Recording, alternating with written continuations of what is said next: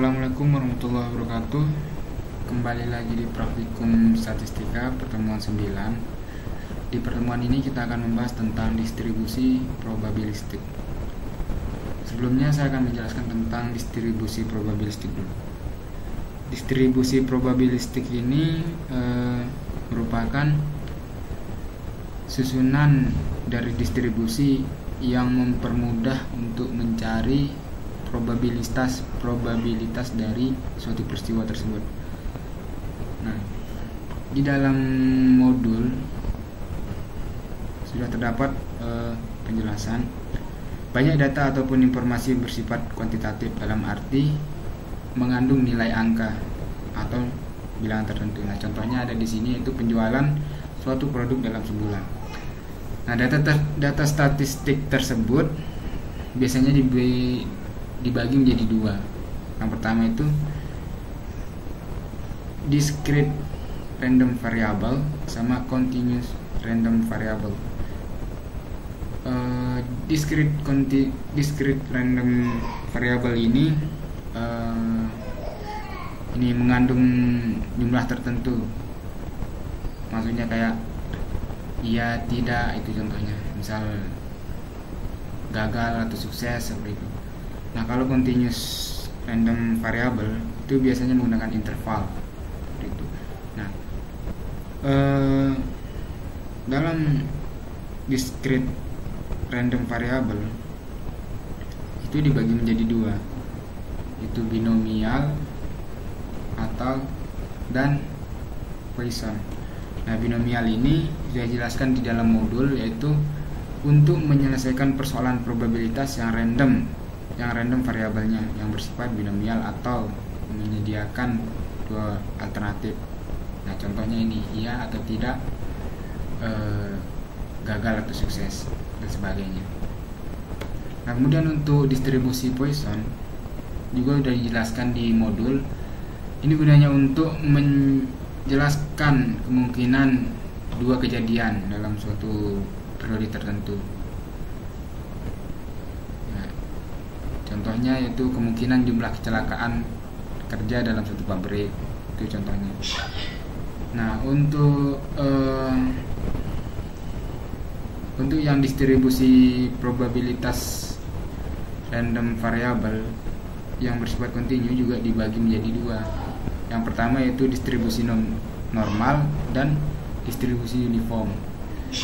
Distribusi normal biasanya berbentuk lonceng atau bell shape. Nah, di situ biasanya banyak digunakan pada statistik bisnis. Contohnya itu kemungkinan mendapat keuntungan atau kemungkinan mendapatkan kerugian, ataupun kemungkinan berat produk dari buah-buahan yang dijual, kayak gitu. Itu contohnya kayak normal itu. Kemudian untuk yang distribusi uniform,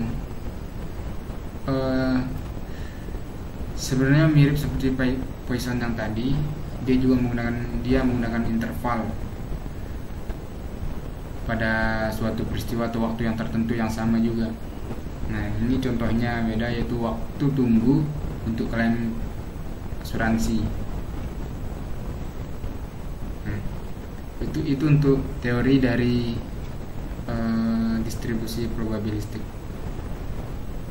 Untuk penambahan, untuk mempermudah pemahaman teori juga, silakan bisa dicari di di Google juga ada banyak, bisa dilihat di sana, bisa dipelajari. Nah, kita lanjut ke praktikum aja ya. Oke. Di sini saya sudah mempunyai sebuah data penjualan dan pemasukan dari suatu toko selama 1 tahun. Di data ini saya akan menguji normalitas dari data yang sudah ada di sini. Untuk menguji data normalitas, itu kita harus mencatat hipotesisnya. Hipotesis itu ada dua, yaitu ada H0 dan H1. Di sini saya contohkan, saya akan menguji data dari penjualannya. Data penjualannya apakah berdistribusi normal atau tidak. Nah, di sini saya tulis H0 adalah data penjualan berdistribusi normal. Hipotesis yang selanjutnya, hipotesis H1, itu data penjualan tidak berdistribusi normal.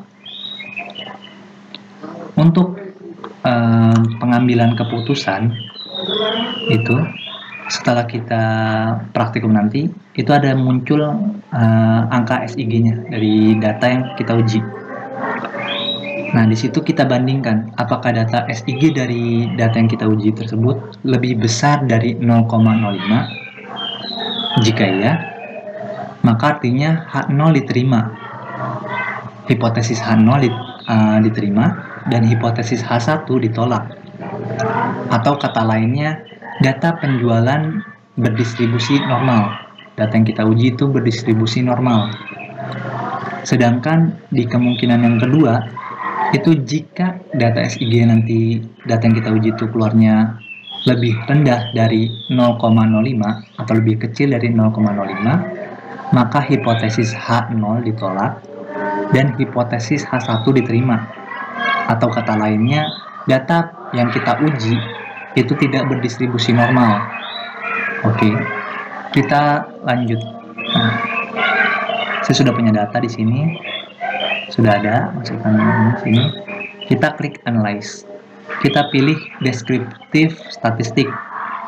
Pilih explore.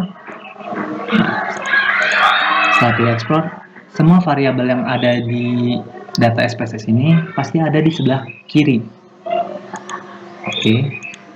Karena saya akan menguji data penjualan, maka saya klik data penjualan. Saya masukkan ke dependent list dengan mengklik tombol tengah ini. Oke, setelah itu teman-teman bisa pilih statistik atau plot. Kalau statistik itu lebih ke grafiknya.